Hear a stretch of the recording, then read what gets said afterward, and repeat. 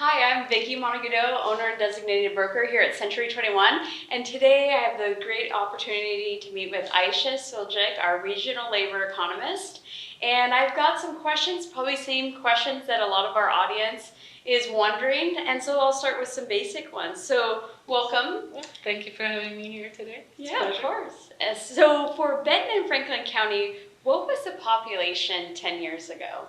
We were just around 254,000 in 2010. If you go back to 2000, we were about 200,000. Oh, wow. So about 54,000 each 10 years. Okay. We have grown. So right now we are roughly about 310,000 individuals living in Tri-Cities, both counties. And then what is it projected to be in the next 10 years? Well, when I started around 2010, we were estimating that in next 30 years we'll double our population. We were 250 and we were estimating to double. Well, now we are even doubling faster than expected. So in next 10 years, for example, we are expecting additional 10,000 to 15,000 individuals to join us. Wow, and what's creating the population increase? Well, it's a combination, actually both, of natural increases, which is natural changes in births, more kids and families. And then we have net migration, people coming in. We have people moving out, people not coming in, but that change really what matters. When we take the average over the past 10 years, including 2021, also 11 years, we've been almost evenly split between natural changes and net migration, being 49.9 and 50. Oh, so it's right. 0.01. So it was a very close change between these two, and that's an average for past 10 years. So if we continue with the same growth, we wouldn't have problem with demographics, so, youth and older population and so forth, because we have the natural change coming in. The challenge comes into play when we have more net migration, older population coming in without younger youth coming into play, and then the diversity of labor force is a challenge. Sure. But when we have the both players, natural changes and net migration playing equally, it's very beneficial. And that's been our major driver over the past 20 years in Tri-Cities, and that drives many different industries and demand for different services in healthcare, education, retail, trade, construction, just name it, is driven by different demographics of population in Tri-Cities for the next couple of years, especially for next 10 years for Tri-Cities. We are hoping to maintain that 50-50, but anticipating with just population stabilization and how we are growing, we might see decrease in natural changes. We might see more net migration coming in, contributing to overall population growth than that natural change. But our natural changes, more kids coming into our environment, will still be very strong. Interesting. So in Benton and Franklin County, we currently have about 310,000 people for population. Yes. How many folks of that population are actively working? We were estimating that over 158,000 individuals currently are either employed or unemployed looking for a job. So half. So half our population. Let's take half of that population. We have more people who are 16 years and older who are eligible to be in the labor market. That would be about 210,000. But out of that, we have students, we have people who are in retirement and so forth who are not actively engaged in the market because of different reasons. If they retire, they might be taking their time off, or if they're students focusing on their studies, and if you're disabled, and there's many different factors that could play that role. But we are still about 60,000 at that total 16 years and older who could be engaged. But there's different reasons they're not actively engaged, like these 158,000 individuals who are either employed and looking for a job, unemployed and looking for a job, or employed. So that's the total workforce number. That's total active labor workforce. And then of that, what's the percentage of unemployment? Right now, we are 4.7% Okay. unemployment rate for Tri-Cities, and that's as of June of 2022. We decreased over the year about 1.1%, so we are going downwards. But we have seasonal factor that plays a role in unemployment during the summer month, especially in June.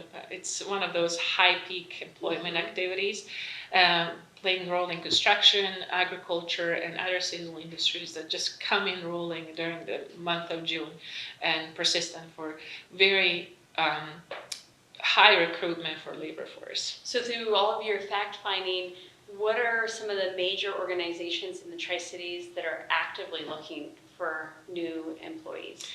We have many companies. I can tell you from anybody that's hiring 1 or 2 people to their roster to anyone hiring 200 to 300 individuals to their roster.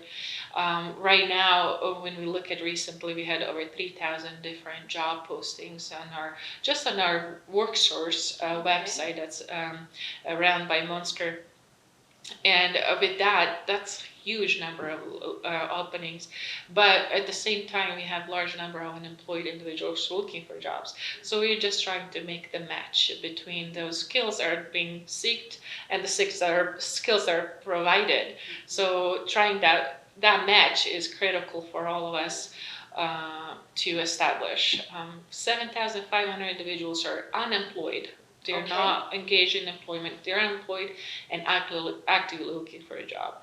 Out of that, they're not going to match all the skills their employers are listing, but hopefully they will be able to find the jobs within 27 weeks. Okay, so of about 7,000 currently in the workforce or could be in the workforce or unemployed, 3,000 job postings on Monster. Do you expect that number to increase with Reezer, the beef jerky plant, Amazon facilities? We've been gearing up for all of these new projects coming up. There's, these projects are still in construction segment of it. They are occupying a lot of construction workforce and seeking for skilled workforce that have those abilities to do those jobs. But once they get into the operations, we're talking about totally different skill levels. If you're talking about Amazon warehouse, we'll be talking about stock clerks, retail sales individuals who order fillers and so forth, different set of skills needed. And then you have research, for example, manufacturing facility that's looking for more manufacturing skilled workforce that has ability to operate machinery, some knowledge about operations of OSHA and safety on the job and green belts and just name it, Sigma abilities, different type of workforce. But it doesn't mean the workforce that we have right now cannot transition to those jobs. We might take us a little bit, but working together in partnership will definitely be able to supply that. We are fortunate in Tri-Cities right now. When you talk about 7,500 individuals unemployed, right? They don't have jobs. They're looking for a job. These individuals could be able to supply those 3,000 jobs postings if they had the skills, knowledge, abilities available. So what it means, we have about 2.25 individuals per every job opening. Statewide, it's opposite. There's about 2.5 jobs per every job seeker statewide. So it's a little bit tighter labor market at the state level, but the local community, because we are benefiting of population growth, we have that more job seekers for job opening than job opening for job seekers. So very fortunate in that regard. Do you think we'll have to go outside of the Benton Franklin community to source new employees? We already do. Population, general job seekers, they don't have borders. When you look at us, any one of us will look for the best available job that matches our skills and matches our requirements for that job, and we'll we are willing to travel. We have about 25,000 individuals that come into the area for the work, and then at the same time we have 25 to 27 who are moving out of the area for work. So we have almost equal exchange of the labor force coming in to those going out to earn their wages. It's not bad. I mean, we wish to maintain more, but that's actually natural exchange of the labor in earning abilities. And then with the increase in employment here in the next 12 to 18 months, how is that going to be related from a statistics standpoint to the housing market, whether it be rentals versus owned properties? We have, over the past 12 years, we have always been very tight on the rental market. I have not heard that we had less than 1% vacancy rate. I can recall it even during Great Recession, we were very tight on the rental market. So with more projects coming on board, we are fortunate that there's a lot of HUD approvals, there's more multifamily approvals than we had 10 years ago, that there might be opportunities, but population growth is actually supplying that, so it continuously keeping that 1% vacancy rate for rentals. But at the same time, the affordability of housing is critical for many individuals that live here. We are fortunate that we have different industries where individuals can earn different wage levels, going from $18,000 in retail trade or food services, for example, to $4,000 in professional technical services. Their averages for industries are different. Type of jobs is different, what type of job you're doing. And then the structure of your family, how many family members do you need to work to supply that family household income or household medium income to be able to afford median houses right now. What is the average household size in Benton versus Franklin County? Franklin County is about 3.5. Okay.